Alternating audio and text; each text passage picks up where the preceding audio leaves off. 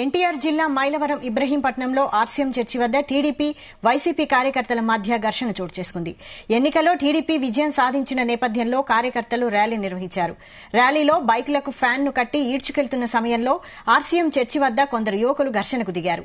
రెండు వర్గాల ఘర్షణ సమయంలో అక్కడ కొందరు మహిళలు చేరుకోగా వారి మీద కూడా యువకులు దాడి చేశారు. ఈ సమాచారం అందుకున్న పోలీసులు ఘటనా స్థలికి చేరుకుని ఇరు వర్గాలను చెదరగొట్టే ప్రయత్నంలో లాఠీచార్జ్ చేశారు. తరువాత రెండు వర్గాల వారిని పోలీస్ స్టేషన్ కు తరలించారు.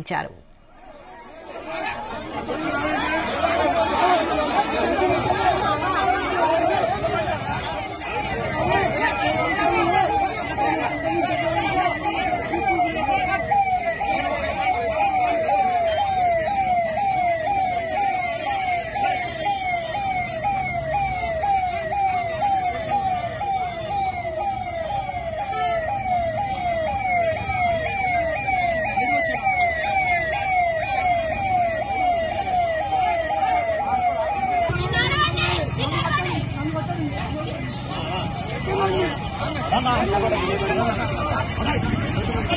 on.